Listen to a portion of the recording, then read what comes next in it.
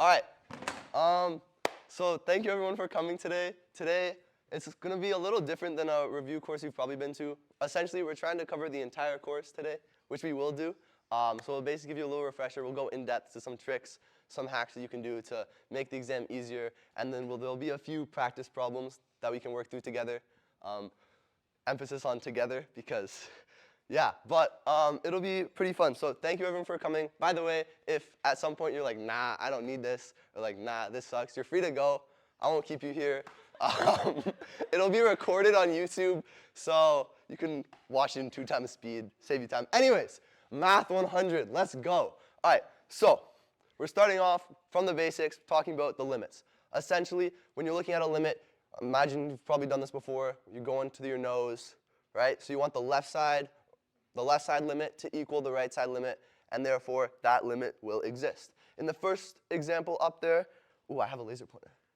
You can see that the left side and the right side both come together to equal the same value, even though that value isn't defined. That is A-OK. That limit exists. But in the middle example, it's not defined at x equals 2 because as you come over from the left side, it equals 2. And as you come over from the right side, it approaches, I don't know what that's like, -9. So that limit would not exist. And then obviously a straight line, that limit is going to be defined everywhere. Does that make sense? So for the definition of a limit, all you're looking for is whether the left side of that limit equals the right side. That is how you know that the limit there exists.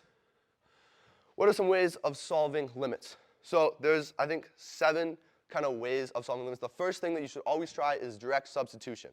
Okay? So that is where the limit as x approaches a value, all you do is you plug in that value into the limit, and then you see what that returns.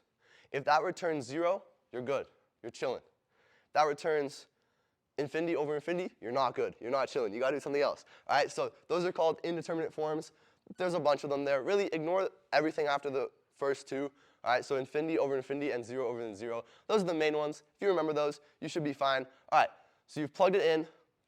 Here, all right, we plug it in, we get 4 minus 4 on the numerator, which is 0, which you might start, being a little nervous. But then on the bottom, you have the square root of 2 minus 3. That's like some negative number. So it's just 0 over a negative number. You're good to go. But let's say that that was actually 0 over 0. Now, there's some other things you can try. You can try factoring. So this is the next thing you should try. So if you see kind of 4 different terms, or you see 3 terms that look like a polynomial that would be easily factored, you, for the most part, would be able to factor that out and then divide out the denominator, which then leaves you a term which isn't like rational function, and then it'll just be 0, or it'll just be a number, and it won't be 0 over 0. Does that make sense? Okay, those are the easy ones. There's a few more complicated ones of solving limits. So if you're seeing fractions on the numerator, probably it's going to be use a common denominator. So all you do is for the one in that example, you're going to multiply by a common denominator. So it would be 1 over x times 2 minus 1 over 2 times x. And then you'll be able to evaluate that. Let me know if you guys like, I can work through some of these, but I feel like it's a little more so review for you. And then that'll basically allow you to, again, cancel the denominator, which is what you're trying to do in the end. And then you'll no longer have an indeterminate form. The next type, which is pretty common, if you see a radical, odds are it's going to be multiplied by the conjugate. What that is, it's a little bit of difference of squares, but basically you're multiplying both the numerator and the denominator by essentially the 2 terms, but instead of having a negative sign, you have a positive sign. Or instead of having a positive sign, so basically you're getting rid of the radical by squaring it, like doing the difference of squares. So then on top, rather than having the square root of a function, it would just be x squared minus 4x plus 20 minus 4 squared, which would be 16. And then now your denominator will have that radical term, but rather than a minus, it'll be a plus. So then the denominator will increase in value because it's not going to be multiplying by 0 because it's a plus sign instead of a minus sign. Another way of solving limits for when there's an absolute value is using the definition of it, so one-sided limits. So this is primarily for absolute values, but just remember that the absolute value of x when x is less than 0 just equals negative x.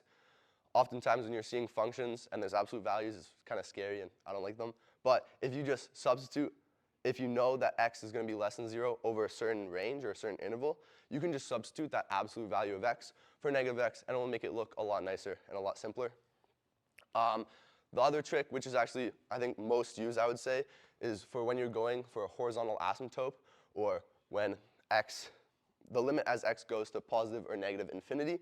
And there's kind of two tricks for doing this. One is multiplication by the highest power, and the other is factoring out. Multiplication by the highest power is essentially if you have I'll do an example. This will be good. Essentially, if you have like x squared minus x over x squared plus 1, you'd be multiplying both the top and the bottom by 1 over x squared, which is basically just multiplying by 1. And then what this will give you is it'll give you x squared over x squared minus x over x squared. So then this will reduce to just a constant, which would be 1. But then this, since the denominator will grow exponentially large, faster than the numerator, that will just approach 0. So you can ignore it. So that's kind of the trick that you use with multiplication by 1 over the highest power.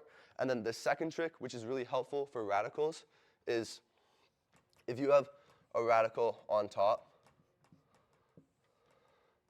we'll just say that.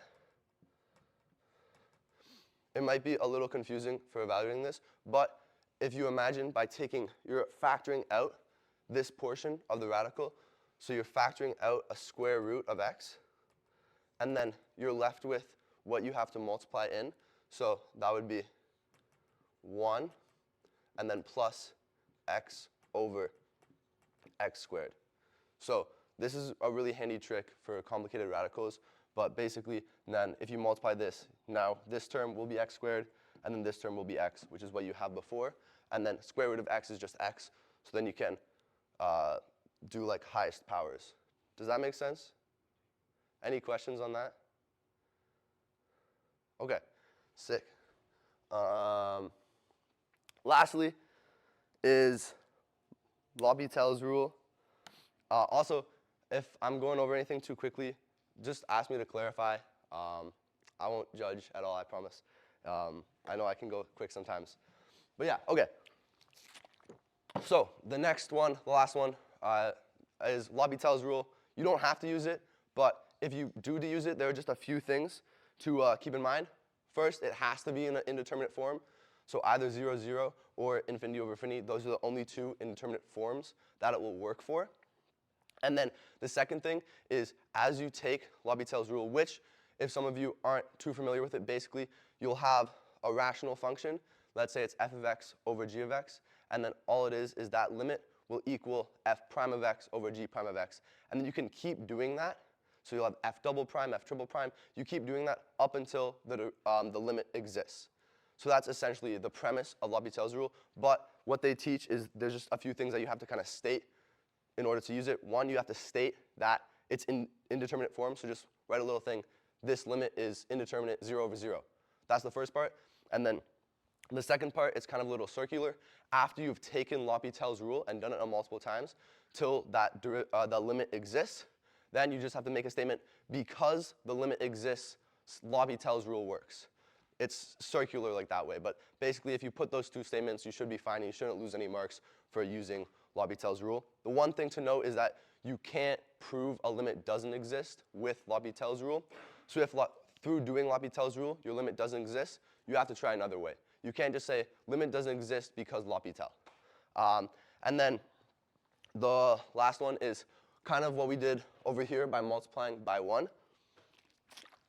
If you just have a function that's not a rational function, but you want to use L'Hopital's rule, you can multiply it by, and it's not in like one of those indeterminate forms, you can multiply it by 1, so like x over x, or whatever that may be, to reduce that. So kind of an example would be if you had like ln x, and you'd essentially want to change that into indeterminate form, you could just multiply it by like x over x, and then that would give you a rational function.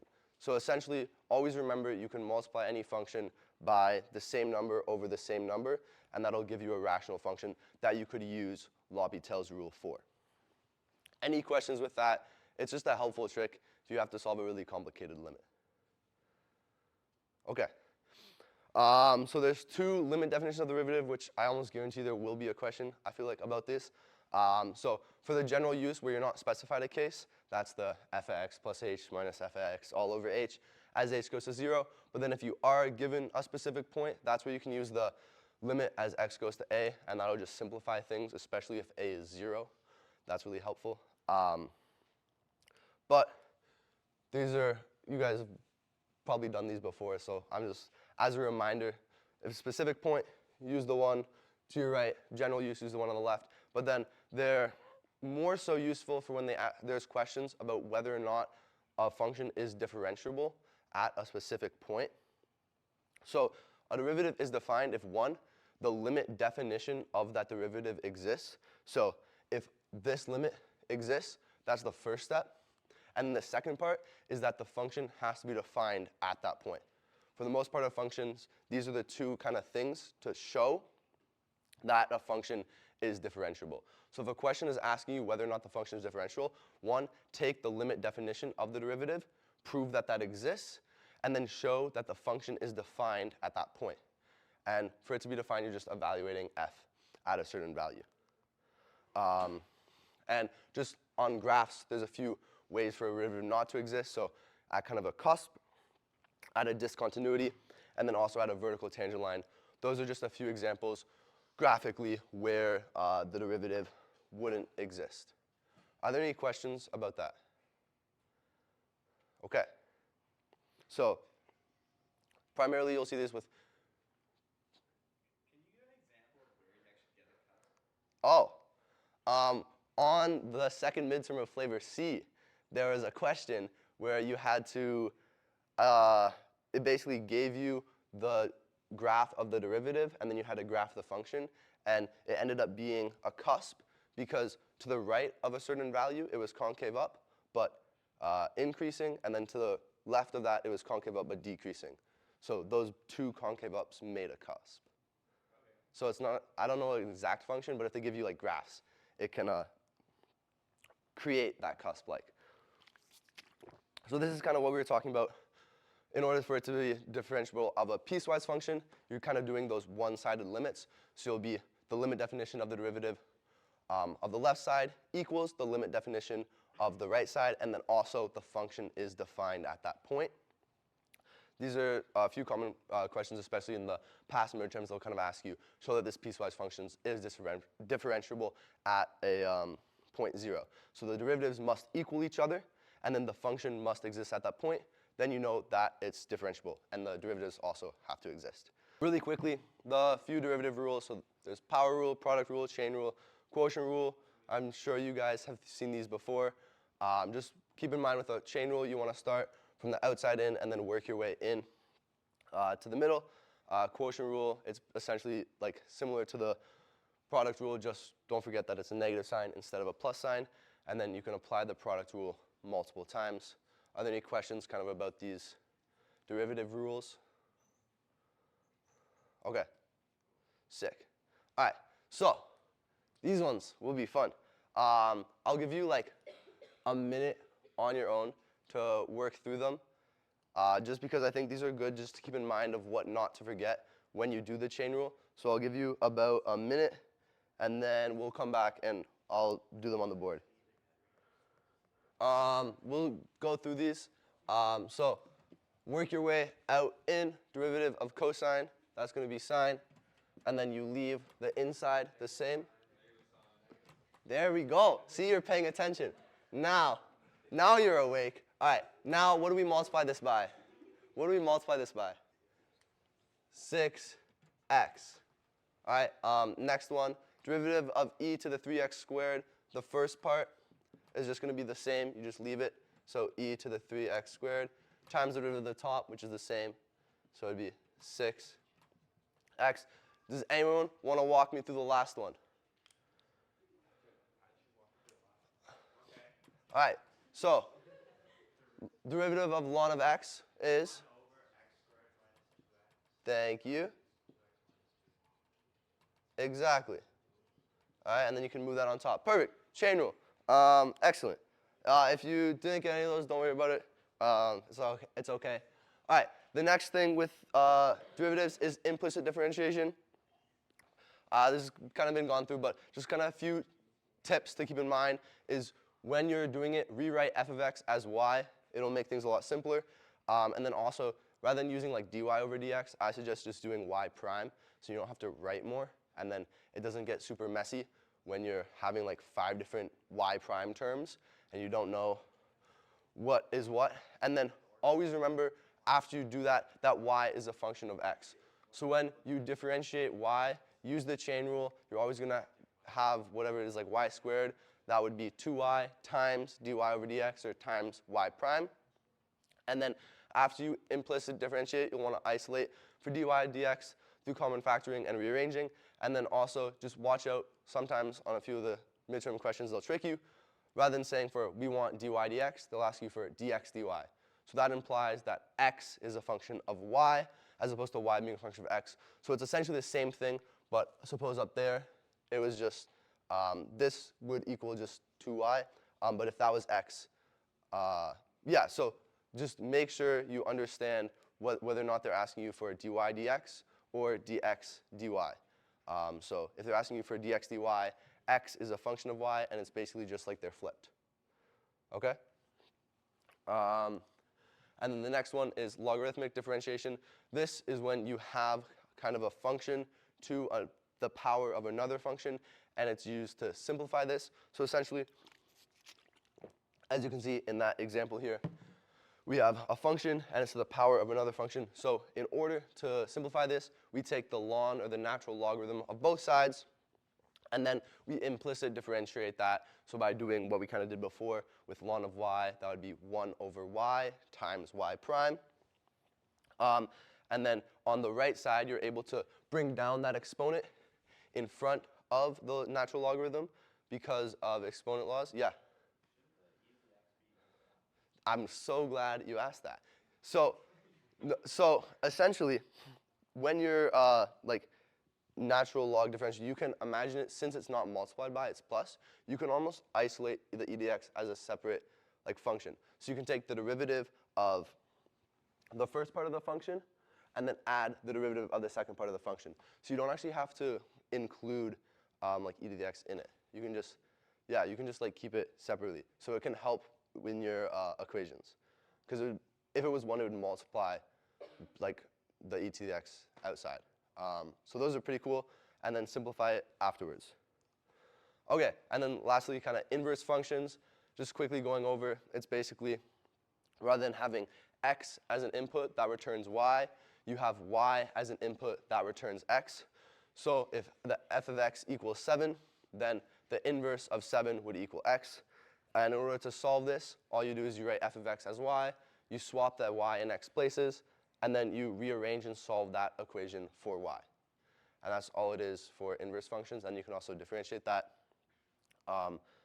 Yeah, and then derivative, you can use that to determine the derivative of an inverse function. Hopefully you've memorized most of these derivatives, except just do the top 3. There's no reason to have to memorize cosecant, secant, or cotangent. You can derive those using chain rule and power rule. So what's the derivative of cos x? Who said sine? Who said sine? Yeah, okay, and then same thing with these ones. Just remember the top 3 basically. So derivative of arc sine is 1 over square root of 1 minus x squared.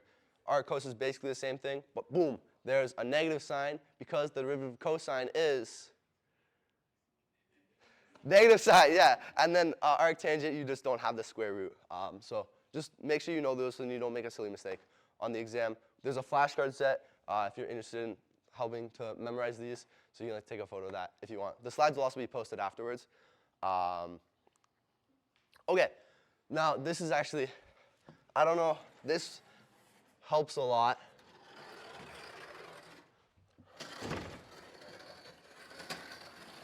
So we have a right triangle, and we want to find the derivative of sine of arc cos. We could do that using chain rule, but that's bad. That's not bad. That's the long way. I feel like I don't want to do the long way. So essentially, what we're going to do is we're going to use kind of a little trick that you can like it's pretty simple, but essentially you want to set this angle as whatever your theta is. So in this case, that would be sine of theta, so sine of arc cos. So we're going to set this as arc cosine of x. Okay? So now that we know that this theta is arc cosine of x, we're able to determine where x would be, right? So can anyone tell me which of these sides would be x? Yeah.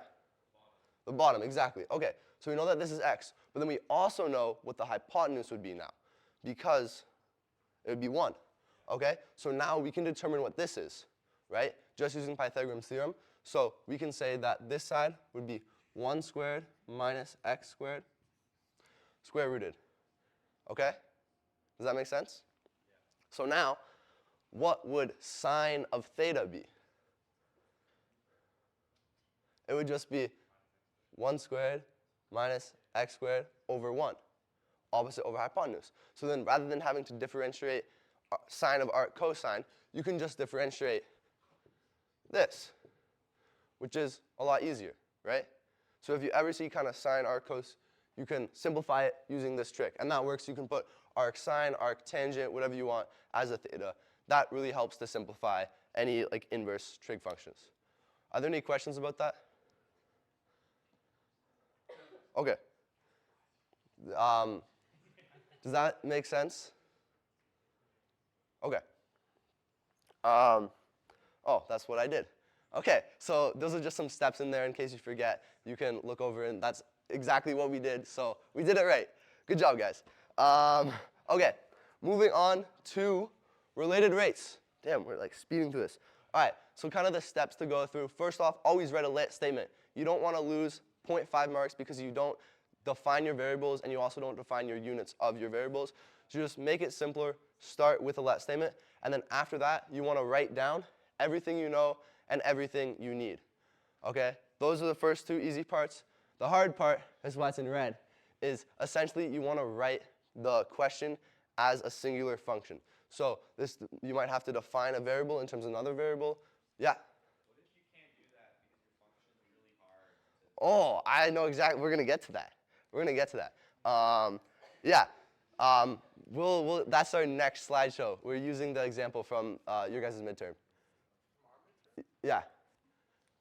Okay. Or like I'm kind of explaining that. Anyways, and then after you have the function as a singular equation, you're going to implicit differentiate that function, rearrange it and solve for what you need, what you haven't been given, and then in your therefore statement, just make sure you include the units. And you can also use your units to double check because you know that like the derivative would be like units over units. So just make sure it's like milliliters per time or milliliters per second. So that's just a way to check it. Okay. But how do you determine the equation to differentiate?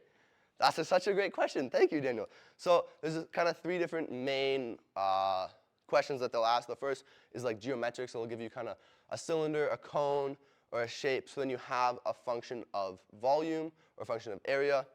And then you can use similar triangles or kind of ratios of one side length to another side length to determine one variable in terms of the other variable. So for the example that we're going to do, you're determining r in terms of h. The second one is for distance. So this is kind of ships or police officers. You want to create basically as many right angle triangles as you can. And then you'll also have one side length if you're kind of cutting a side length in half. One of those side lengths will be x, and the other side length will be a constant minus x. So that's if you've seen the problem where you're on an island going to shore, where should you go on shore? One of those side lengths from where your landing zone would be x. The other side would be the length of the shore minus x. And then the hard one is when you're given a function. So for the Math A second midterm, they were given some like chain, but the functions weren't related together. So basically, the best way that I've thought about explaining this is the functions aren't related in any way aside from that they have the same variable. But you know that you want dE, dL. But you don't know how to determine that. But you know that you have dE dA and dL dA. So how do you kind of get rid of dA? you divide it out. So you're able to divide out derivatives to cancel out kind of those units per se. That's what's actually getting canceled out, but to get to a derivative that you want. So in this case, you're dividing out by dA, so then it cancels out dA, and then you're left with what you want. So you're able to like multiply or divide out to get to the units of what you want. Does that make sense? Are there any questions about that? Because I know like during the midterm, I can imagine how stressful that would be when there's no relationship between the two functions, but sometimes even though it's like nicer to write f prime of x, sometimes it's better to write it like this, so then you can actually see where the units are and how to divide out the units. So if you're ever stuck, try writing it a different notation, and then you can see, how can I divide out these units, or how can I get it to the units that I want? I think that would be pretty helpful. Yeah, and sometimes my producers over there give me really hard problems. So if I don't know any of the answers, it's blame them. Yeah. Oh no. Okay. Here we go. All right, so we got a beautiful cone here, and we're gonna solve it together, hopefully. Okay. Again, so problem, what have we done? Well, we have our geometric equation, boom, volume. Then, what do we write down? We write down what we know. All right, so we know that the volume is changing 5 milliliters per minute. We know that 1 milliliter is 1 centimeter cubed.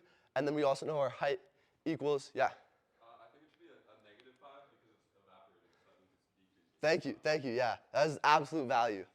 My producers wrote this on the board, so. Yeah, and then what we're solving for is dH dt, I think. Okay, so how should we go about solving this problem? The first thing, we should get our radius. Okay, so we know our denominator is 10, so that means our radius here is going to be 5. And we were given this side length, but we don't actually know our height. So we'll use Pythagorean theorem, or whoever actually invented it, to determine what this is. So we know that this side length, so h, I'll write it over here, h would be 10 squared, so that would be 100, minus 5 squared, so that would be 25, square rooted, so that would just be equal to the square root of 75.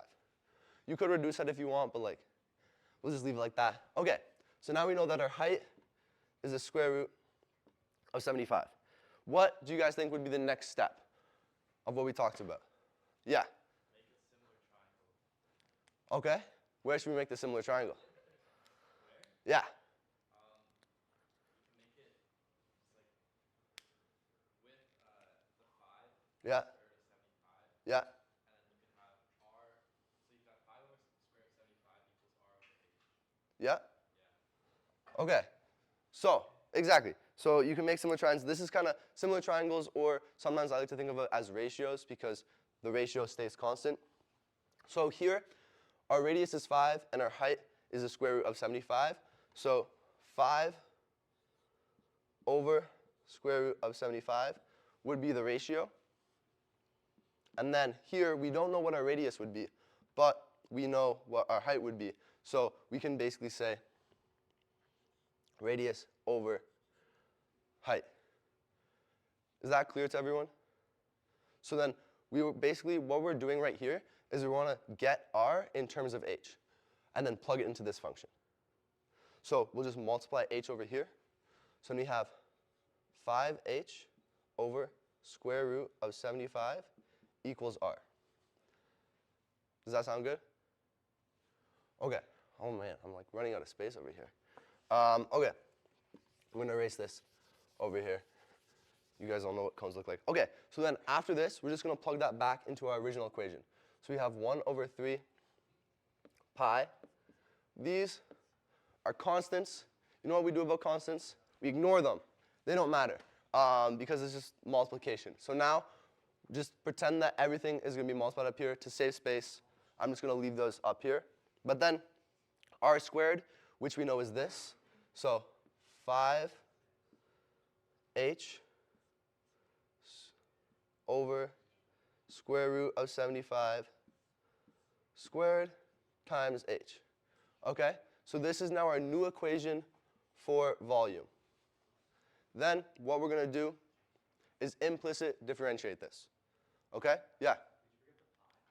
Oh, I'm just, it's too complicated. I'm just going to multiply it afterwards. Okay. Pi is really complicated to draw out, guys. Okay, so now we're going to differentiate implicitly with respect to time. Okay? So can anyone tell me what the implicit differentiate of this would be with respect to time? It might be easier to draw it out as 25h squared over 75 times h. This is actually like, anyone? Okay, we can, no, okay, that's fine. Okay, so we can essentially just multiply h to there, so then we have 25h cubed over 75, right? So this is before we're implicit differentiating, we're just simplifying it. Okay, so 25h cubed over 75. And now we'll just implicit differentiate this. So all we have to do is worry about this, right? So it would be 75h squared, chain rule, times dh dt, and that'll all be over 75. Did I make any mistakes?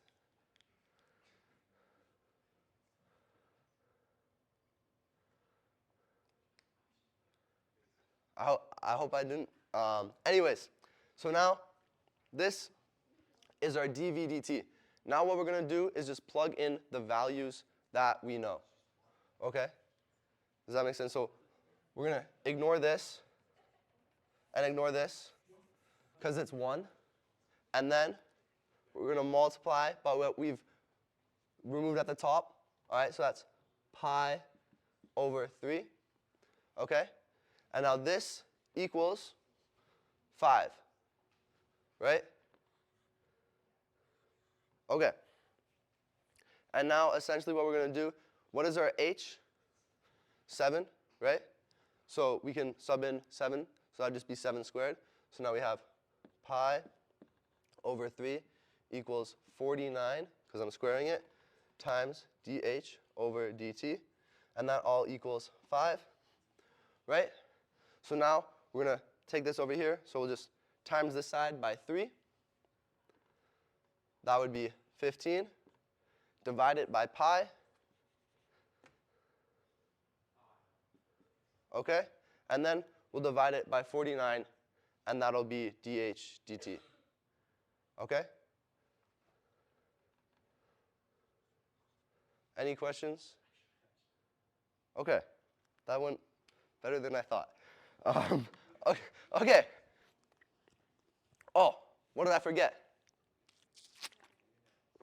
Units. Exactly. Okay. See? Don't be like this on your final exam. Okay, so now let's link a little nice therefore statement. dh over dt is 15 over pi 49. What would the units of this be?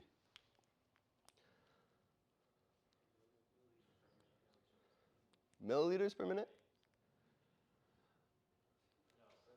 Centimeters per minute. There we go. Yeah. Now we're done. All right. We're moving on. Textbook, look at it if you want.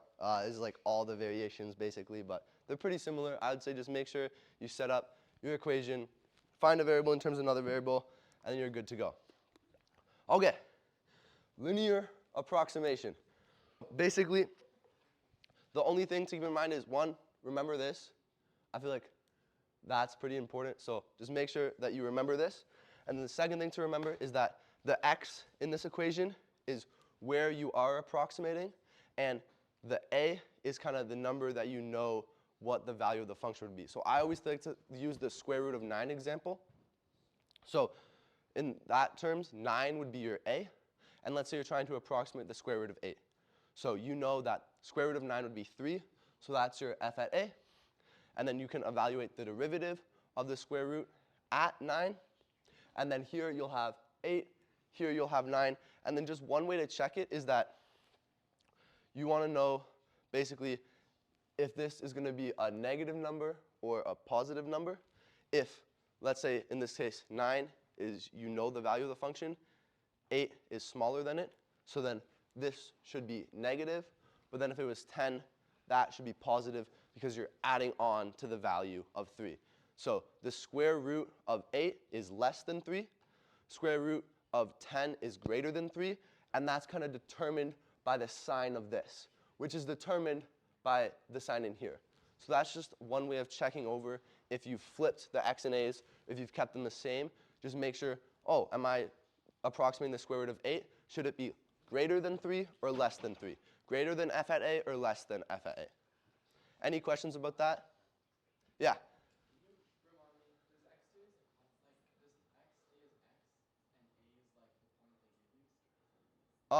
Okay, yeah, so the question kind of was if x stays as x. So this is the general form. So then let's say we'll use the same example. You want to approximate the square root of 8. So what's close to the square root of 8 that you know exactly what it is the square root of 9. So in that case, your x is kind of the point that you're trying to understand what the value is. So that's like the point you're guesstimating what its value is through this. A is the point that you know the value of the function at. Does that answer your question? Okay. So Talor series. Oh shoot, not this Talor, not this Talor. Oh no, Talor series approximation. Wait. She's a pretty big performer. Okay, so Talor series approximation. It's definitely pretty confusing, but there's just a few things to keep in mind, and there's honestly really only 2 questions that they can ask you. It's like, give the Talor series approximation of a certain function, or if you're given a Talor series approximation, what is the second derivative, or what is the third derivative? And there's just a few things to kind of keep in mind. This is the general form. So if you look, what do we have over here? Linear approximation, exactly. So Talor series approximation is just added on to that. You're adding more terms to become more exact. So this is the general form. All it is you take the value of the function. So if you just did that, that would basically be a horizontal line plus the linear approximation. Now you kind of get like the tangent line to that.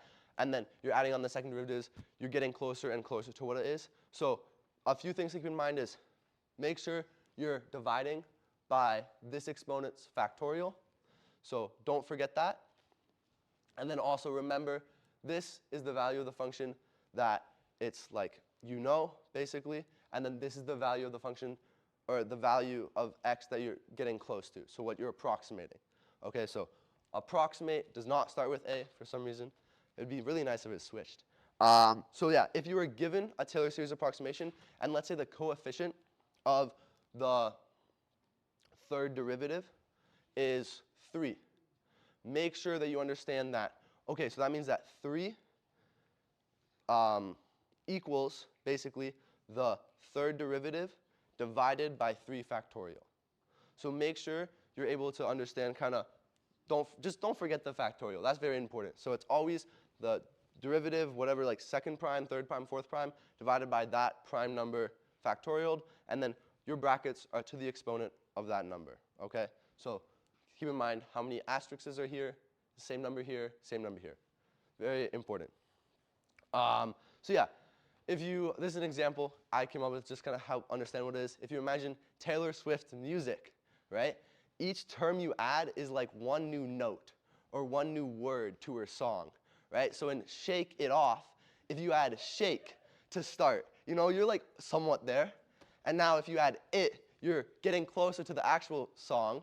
If you add, what other songs like crazy, haters, no, gonna hate, right? Now you get closer. So each of these terms is a new word or a new note. And the more you add, the closer you get to the actual song. And eventually, if you add them infinitely, boom, you get the song. Does that make sense? That's okay. But yeah. Okay. So how does that look graphically? So I just want to kind of show what I meant. So here we have just shake. Okay, this is just one word. This is just the f at a. Okay, now we're going to add, boom, linear approximation. All right, it's getting closer to what the actual function looks like in red. Now let's add another term. Boom, it's getting closer. It's getting closer. It's getting closer. It's getting closer. And if I were to do that infinitely, I'll go back because it's kind of cool. It's really satisfying. So look, that's pretty close, especially near 0. We're basically spot on, right? So that's only like the 6th series, I believe. So that's essentially how it looks graphically and also how it looks musically. Yeah. Okay. Now, time for Maclaurin polynomials, or as I like to call them, Maclaurin polynomials, because it's way more fun to say. So from now on, I'm going to be saying Maclaurin polynomials just because I think it's a lot cooler. All right, so essentially there's 5 things that you should have memorized. Just make sure that e to the x, it's always going to be positive. 1 over 1 minus x, always going to be positive. And then sine x is going to be using the odd exponents. And then cos x is going to be using the even exponent. So the first term of cos x is 1, which is x to the 0, and then x to the 2. And then sine x and cos x alternate, so they start positive, then they go negative, positive, negative. Same with log of 1 plus x. It's essentially the same as e to the x, but there's no 1, and it alternates. Okay, so positive, negative, positive, negative. Just memorize these to the best of your abilities. That way you don't have to figure out what they are on the final exam.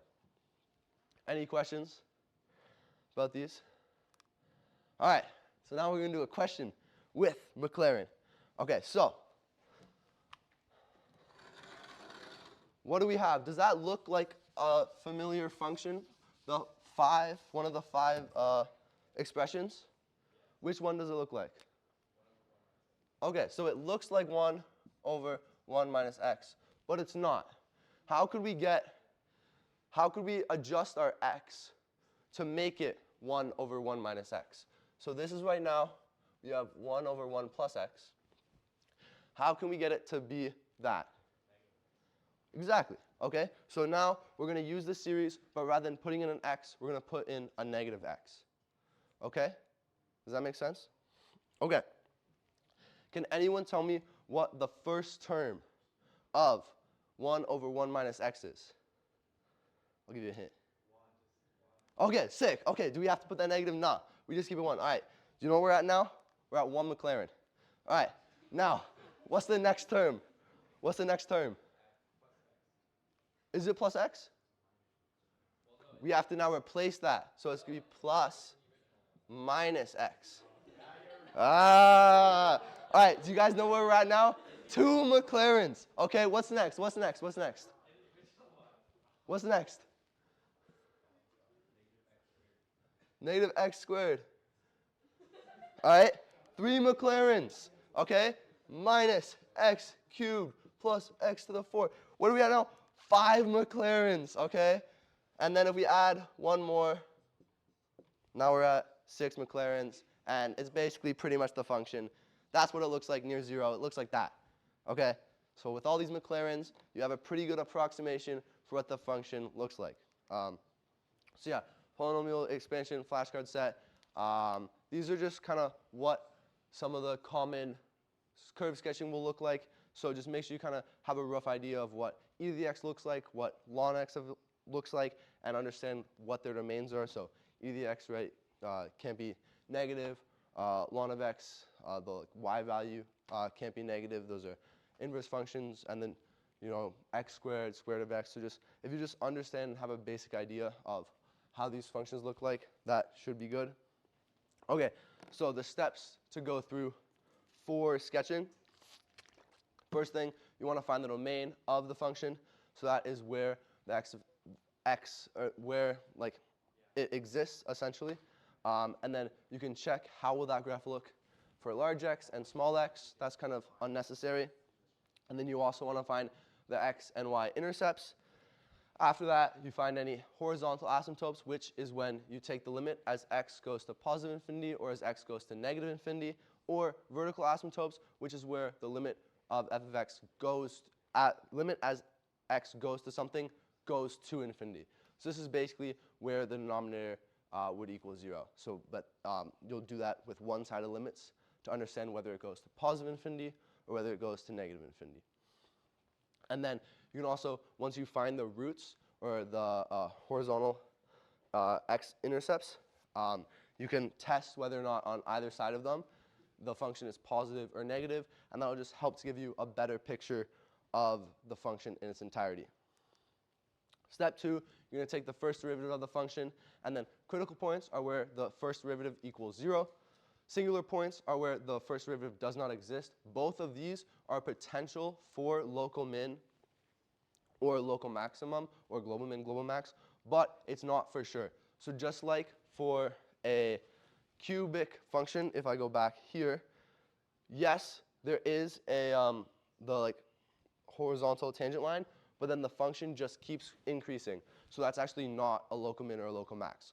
So just because you have a critical point or a singular point, that's not enough to determine whether or not it is a local extrema, which is basically saying if it's a local max or a local min. Once you have these critical points and singular points, you're going to, like an easy way to do it is plot them on a number line, and then essentially you're testing values on the left and the right of each of those kind of roots per se, critical points and singular points, whether or not it's positive or negative. If it is positive, you know that the function is increasing over that range, and if it's negative, you know that the function is decreasing over the range. So let's say that this is 0 and this is 2, or negative 2, you can just test negative 1, and then you know that whatever value that returns of the derivative is going to be constant between these two roots. Okay? Yeah, so then make sure, also don't forget, where the derivative does not exist can be a local extrema. So make sure you're putting that on your number line. It's not just where the first derivative is 0, it's also where the first derivative does not exist. Once you determine that, that's where the function is increasing or decreasing. Next step, take the second derivative. Again, find where it's 0, or also where it does not exist, because again, that is a potential for an inflection point, which is kind of what we're looking for. Again, you're going to plot it on a number line, and then you test the negativity once again. If it is positive, it's going to be concave up. If it is negative, it's going to be concave down.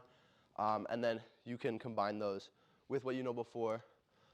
Put it all together, everything you know, and attempt to graph the function. Just a few things to keep in mind with sketching. Again, this is kind of a table that you can look at. So basically, if you think of a U and an N and cut that in half, those are the 4 possibilities for what your graph can look like.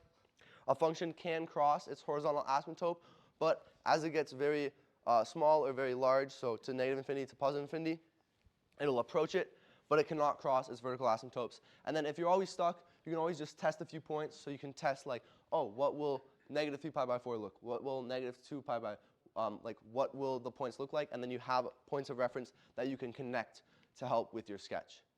That is always a foolproof plan. Okay, optimization. Essentially, you want to find critical points, singular points, and endpoints of the interval. Once you have that, you're going to evaluate the function there, and then the absolute max and min will be like within that interval if it's closed. And yeah, so just a few key points about optimization. There's a difference between local minimum and global minimum max. So a function on a closed interval is guaranteed to have one of each for most normal functions of 1 global min and 1 global max. It cannot have more than one of those. That is the absolute minimum or absolute maximum or absolute minimum of a function. But a local minimum or local maximum is basically has to be either at a critical point or a singular point, or the endpoints. And essentially, what you're looking for again is where the first derivative is 0 or it does not exist. Those are the potential points. And you can use a second derivative test. So if the second derivative is less than 0, that's going to be a maximum.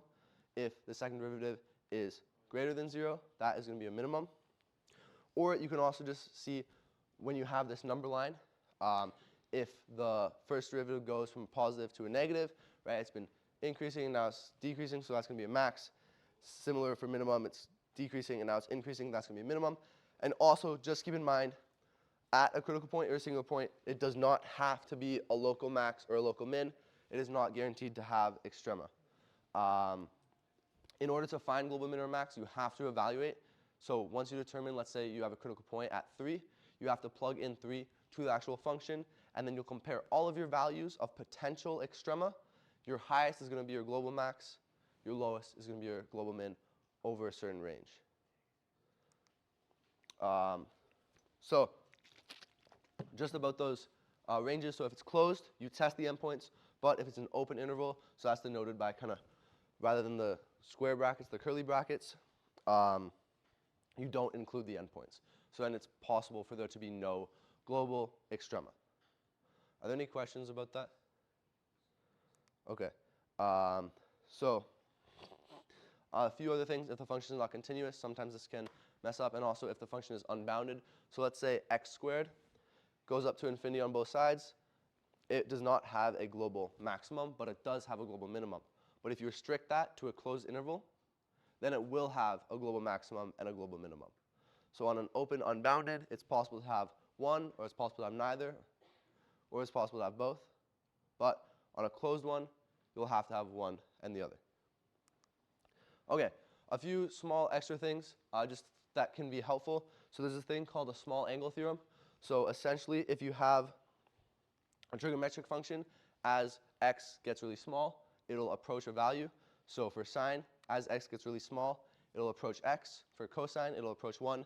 And then since tan is just sine over cosine, it would be x over 1. So it would also approach x. This is handy for limits as x goes to 0. And it's also handy for limits as x goes to infinity, because this internal function will just approach 0. So you can say that this limit approaches 1. So that's just handy, and you can write down like small angle theorem, and they'll know what you're talking about. And this can simplify a lot of piecewise functions or other functions. Another thing, remember that for imaginary numbers, that is not included in the domain. If the denominator cannot be 0, because that would be undefined, so that can also not be included in the domain. And then you also just keep in mind, again, with the sketching, the domain of some known functions. So 1 of x can't be negative, and then also keep in mind what the domains of like the other functions are. And then lastly, when they say tangent lines, slope is the derivative at that point. So basically, when they're talking about, what is the slope, take the derivative and evaluate the derivative at that point. That is the slope at that point. A tangent line touches the function once and are horizontal when the first derivative is 0. Basically, that's all we have for like flavors A and B today. There's my YouTube channel. Things will be posted up on there. Slides will also be posted. If there are any other questions, people who aren't in flavor C are free to go. It's just we're going over multivariable stuff afterwards. Thank you all so much for coming. Are there any last questions? I hope I was able to cover the course. And yeah, so if you have any other questions about things we went through, a lot of our examples were a little more complicated than was intended, but the general idea was there. And yeah, our idea was kind of just go through basically everything that they taught you in the course in an hour and a bit. Any questions? Thank you.